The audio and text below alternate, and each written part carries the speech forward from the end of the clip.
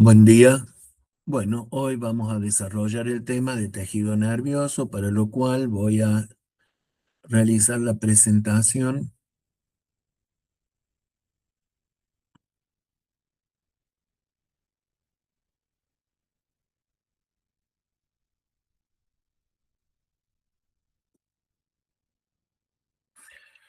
Bueno, el tejido nervioso es uno de los cuatro tejidos básicos del organismo humano, junto con el muscular, conectivo y epitelial, y el conectivo con sus especializaciones. El tejido nervioso deriva del ectodermo en su mayor parte, y está compuesto por este tejido por una unidad estructural y funcional que se llama neurona y por unas células no neuronales que constituyen en conjunto la neuroglia o glía.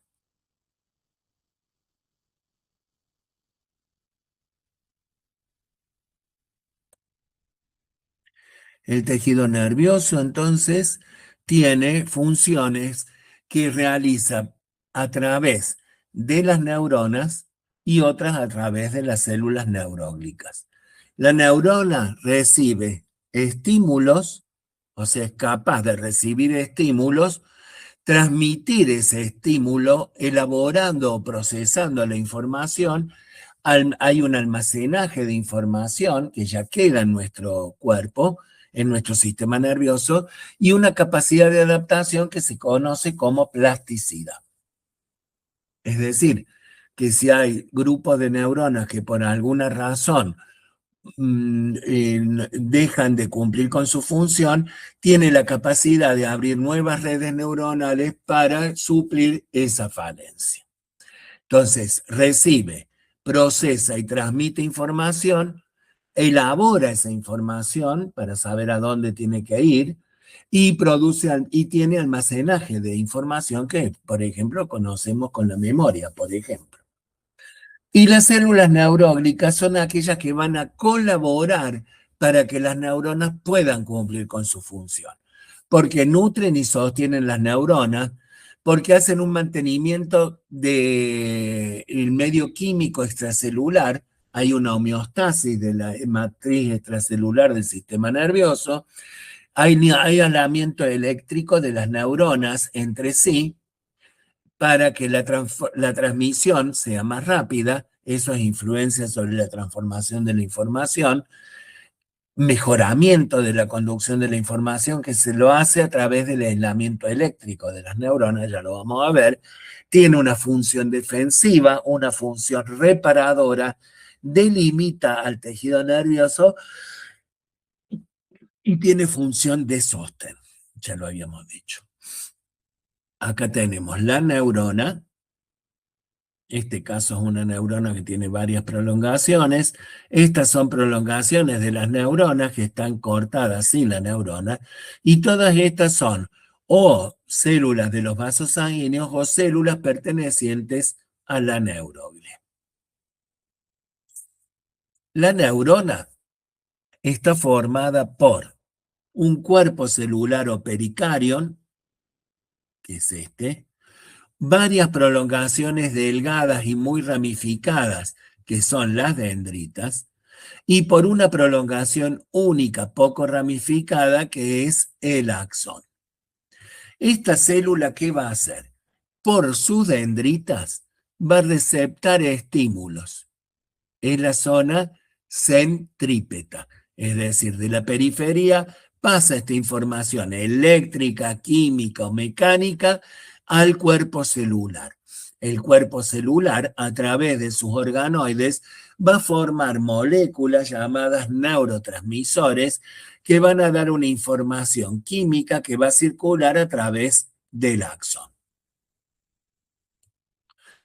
Estructuralmente, o sea, microscopía óptica, nosotros vamos a ver que las neuronas tienen un núcleo voluminoso con una cromatina laxa, nucleolo evidente, tiene una membrana nuclear y tiene organoides en abundancia que constituyen los ribosomas libres, que a microscopía óptica no los puedo visualizar, pero sí veo una sustancia que es muy basófila acumulada, que se llama sustancia cromatofílica o sustancia de Nissl, que son entonces esos ribosomas libres. La función de los ribosomas libres...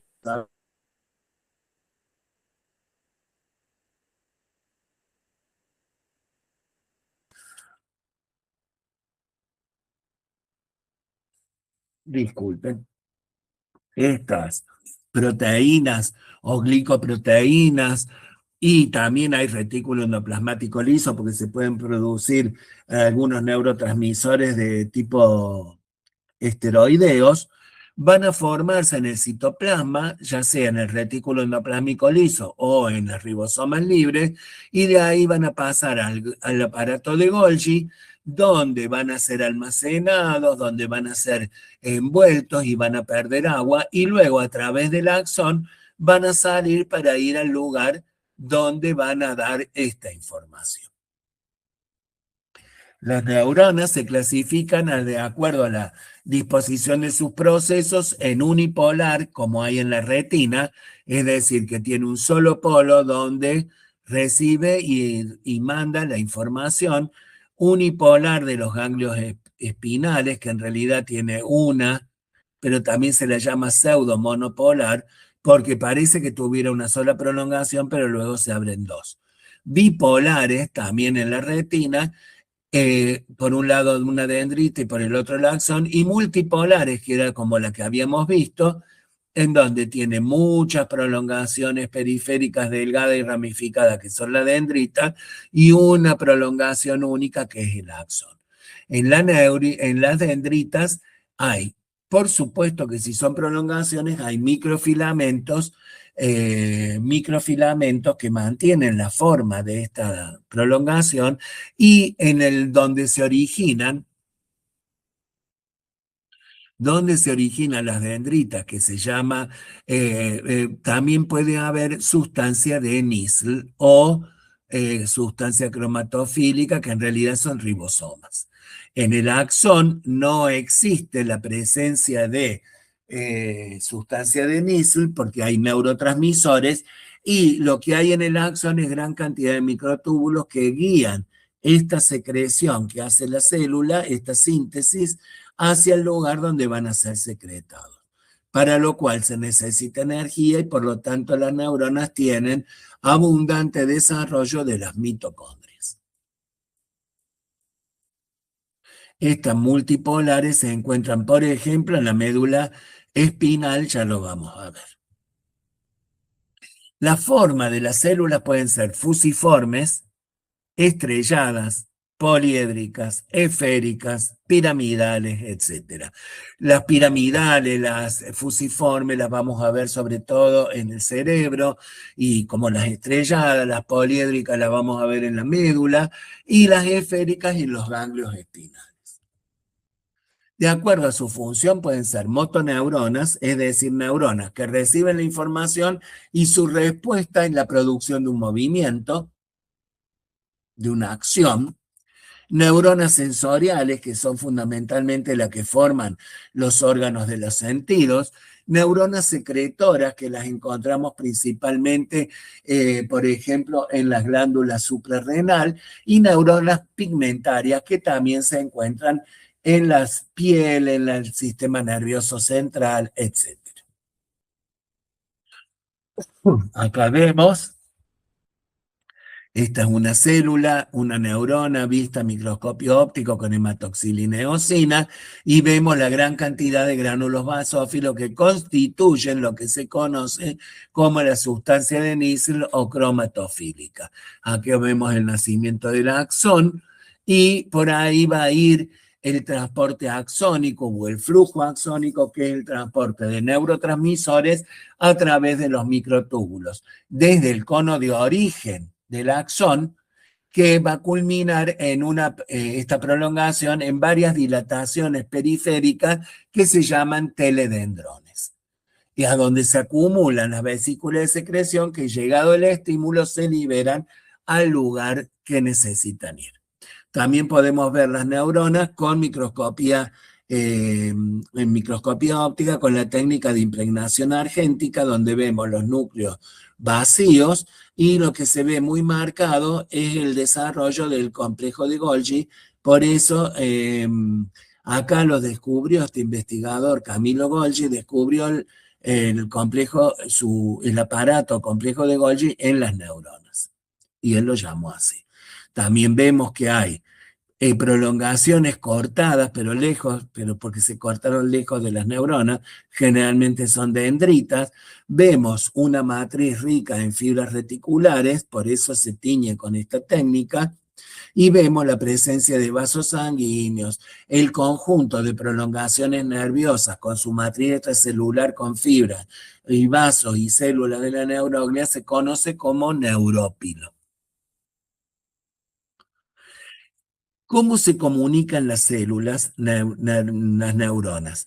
Se comunican por una solución de continuidad y no de contigüidad, y no de continuidad. No están pegadas, no hay una continuidad anatómica, sino que existe una zona donde se relacionan una neurona con otra, o un axón con una dendrita, dos axones o dos dendritas, o una neurona con el músculo, que se llama sinapsis. Son regiones especializadas de un contacto que no es anatómico, sino que va a ser químico, que posibilita la transmisión o pasaje del impulso nervioso en un solo sentido, de una neurona a la otra o a una célula efectora como el músculo. Y que hay una parte presináptica donde vamos a encontrar los teledendrones de los axones, o sea, esas dilataciones que contienen vesículas de secreción, que cuando llega el estímulo nervioso a las dendritas, pasa el citoplasma de la neurona o pericarión al cuerpo. Allí se forman estos neurotransmisores y por el axón, por flujo axónico, llegan al teledendrón. Eso constituye la parte sináptica. Cuando llega el estímulo nervioso que cambia la polaridad de la membrana y entonces los neurotransmisores salen, llegan a una zona que se llama hendidura sináptica, a donde se liberan estas sustancias. Y luego tenemos la membrana postsináptica o la parte postsináptica que puede ser otra dendrita, otro axón de otra neurona o bien de una célula efectora como es el músculo. Entonces acá tenemos el axón, las vesículas sinápticas con los neurotransmisores, ahí tenemos el teledendrón, que es esta porción dilatada de los axones, o botón sináptico, como quieran llamarlo. Cuando llega el estímulo a través del axón, se produce una despolarización de la membrana, por eso la tenemos de otro color, que es de color rojo. Se despolariza la membrana, es decir, que se produce, la membrana está estabilizada, polarizada, cuando el medio extracelular es distinto al intracelular. En uno predomina sodio, cloro y agua, y en el otro potasio.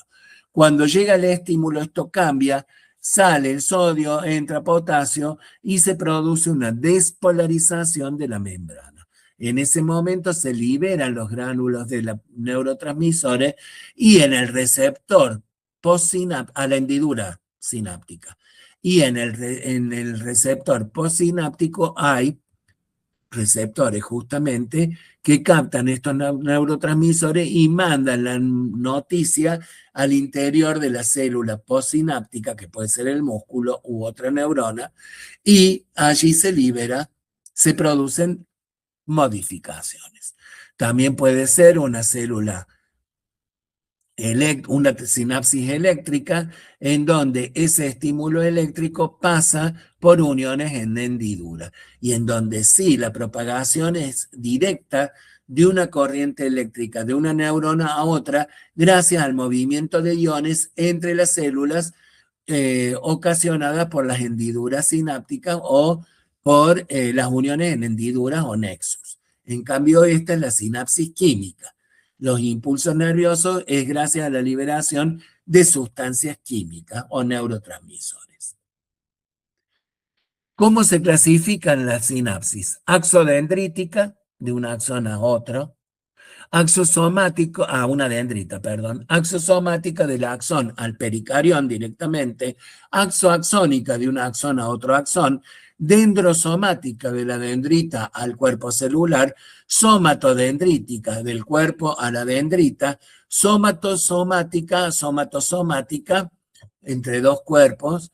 Neuromuscular, cuando la porción postsináptica es el músculo. Neuroglial, o sea, de la neurona le manda información a las células de la glía. Neuroglandular, extra y parenquimatosa, cuando las neuronas le mandan información a las glándulas. Por ejemplo, las neuronas del hipotálamo, del núcleo supraóptico y paraventricular, a la hormona, a la hipófisis, a la glándula hipófisis.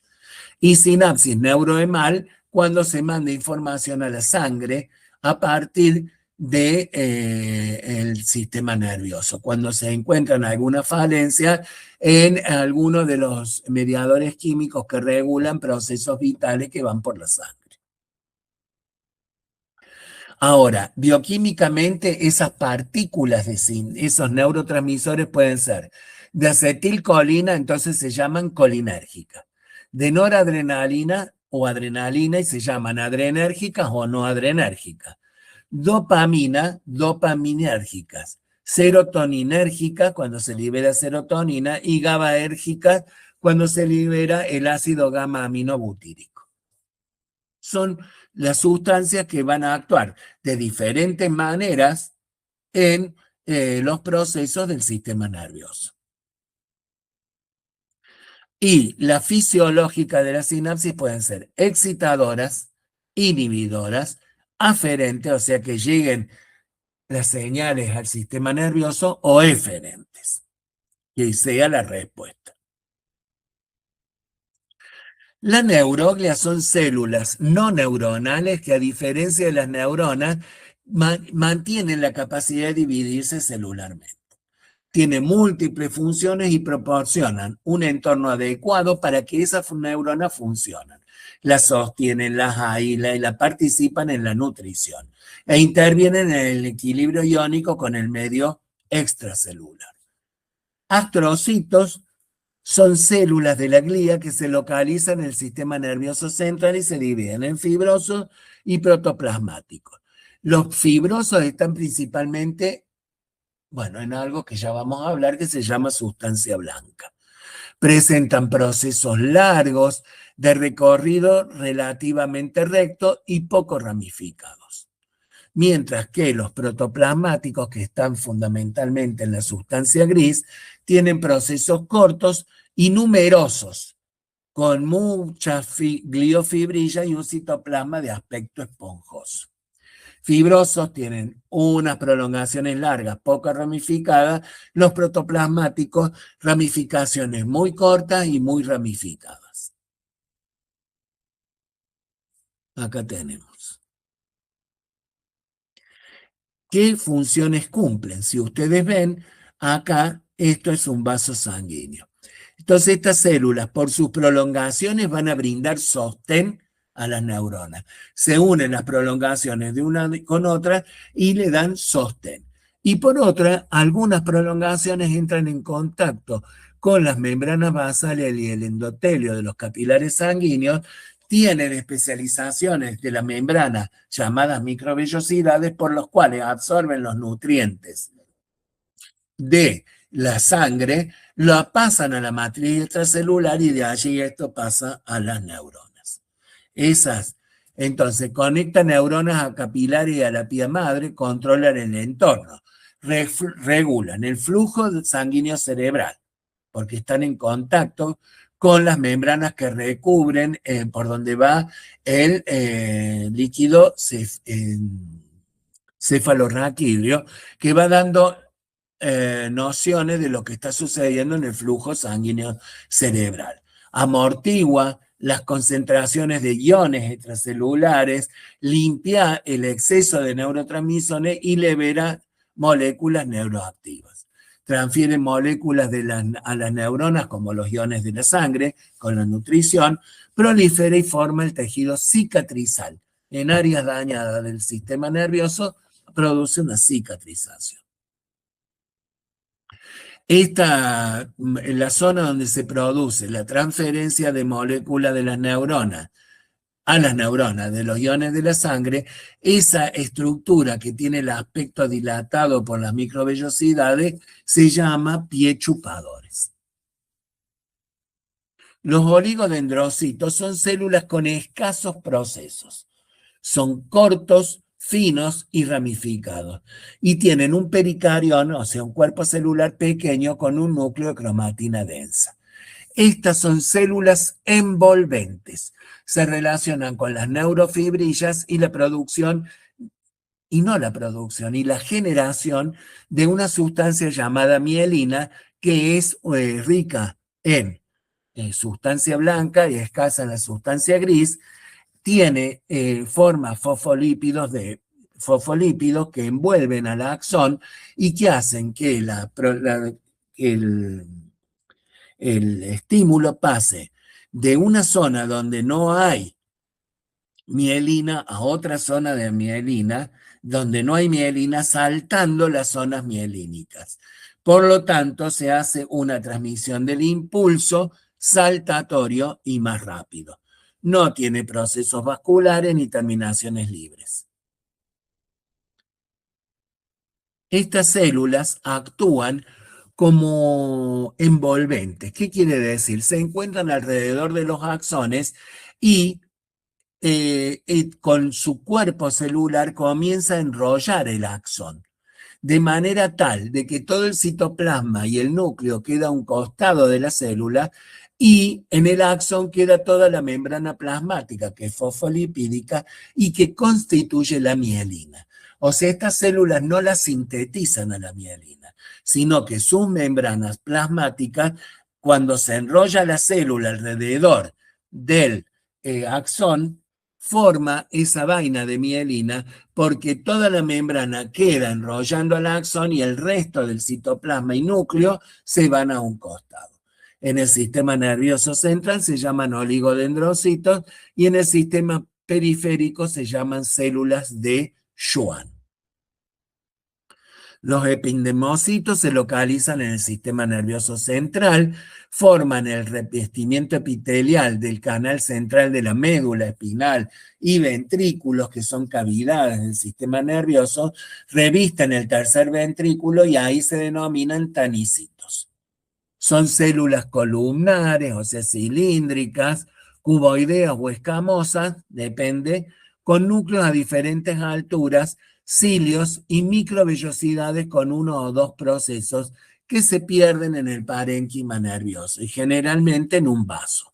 Funciones. Los cilios facilitan el movimiento del líquido cefalorraquídeo en el capilar, en el canal medular. Las células epiteliales coroideas del plexo coroideo producen el líquido cefalorraquídeo y los tanicitos facilitan el transporte de hormonas. La microglia son la única parte del sistema nervioso que deriva del mesodermo. Está localizada en el sistema nervioso central, son células pequeñas, alargadas, con procesos finos y muy ramificados. Núcleos densos y alargados son células fagocíticas que son importantes para la inflamación, para la liberación de mediadores inflamatorios, actúan como células presentadoras de antígenos, actúan en la reparación y eliminan restos celulares derivados de monocitos. En realidad forman parte del sistema fagocítico mononuclear cuando los monocitos salen de la sangre en el sistema nervioso central. Acá tenemos las células de Schwann que se localizan, como dije, en el sistema nervioso periférico, pero son iguales que los oligodendrocitos. Y acá sí observamos cómo tenemos el axón, cómo la célula envuelve en forma concéntrica, quedando solo su membrana alrededor del axón, y el resto del citoplasma con el núcleo y la membrana por fuera quedan a un costado. Funciones, una célula que forma los segmentos de mielina. Como ya les dije, entre una zona sin mielina y otra zona sin mielina, el estímulo salta porque no puede atravesar, porque está envuelto el axón y no se despolariza la membrana, entonces salta de una zona a la otra y se hace un estímulo saltatorio, una transmisión saltatoria que es muy rápida. Anfisitos rodean y nutren las neuronas ganglionares en los ganglios sensoriales y vegetativos. Una capa de células planas o cúbicas que rodea el cuerpo de la neurona. Son células de Schwann, pero especializadas. Acá están las neuronas y acá tenemos los anfisitos. Solo en los ganglios simpático y parasimpático y en los ganglios sensoriales. Entonces acá hay un cuadro con la función de cada una, que tenemos tipo de neurona. En el sistema nervioso central tenemos astrocitos, oligodendrocitos, epidendrocitos, microgliocitos. Sistema nervioso periférico, células de Schwann y anfisitos. Ahora, lo que dijimos es que el tejido nervioso se va a agrupar para formar órganos del sistema nervioso. Y en esos órganos vamos a observar dos tipos de sustancias, la sustancia blanca y la sustancia gris. En la mayoría de los órganos del sistema nervioso, la sustancia gris es la cortical y la sustancia blanca la central. La sustancia gris es donde están las neuronas efectoras. Cuando uno dice, no tiene mucha sustancia gris porque no tiene muchas neuronas, en realidad es porque en esa zona se acumulan los cuerpos celulares de las neuronas. Mientras ahí también encontramos las prolongaciones dendríticas, por supuesto, las fibrillas reticulares de la matriz, y vamos a tener astrocitos de tipo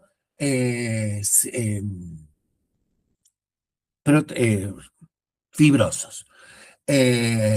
Que tienen esa prolongación larga y con escasas ramificaciones.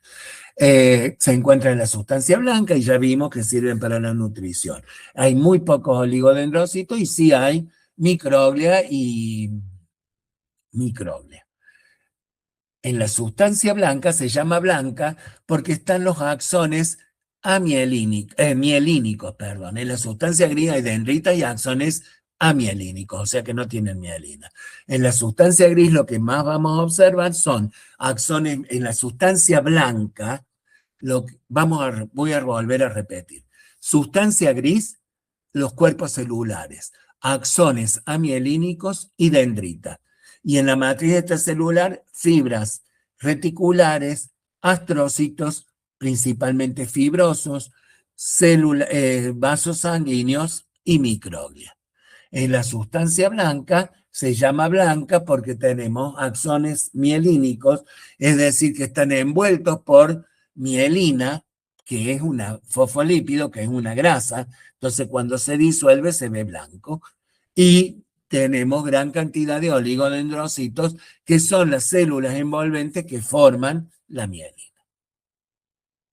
Ahora, este sistema nervioso, el nervio, es una estructura formada por haces de fibras nerviosas, axones, que están rodeados por una película de tejido conectivo que se llama endoneuro. Este grupo de axones hacen fibras nerviosas, están rodeadas por el perineuro, esto blanco, que es tejido conectivo laxo con muchos vasos sanguíneos, y el nervio completo está rodeado por el epineuro, que está por fuera, que es también tejido conectivo. Esta es la estructura de un filete nervioso, de un nervio. Entonces, endoneuro rodea axones individuales, es tejido conectivo reticular.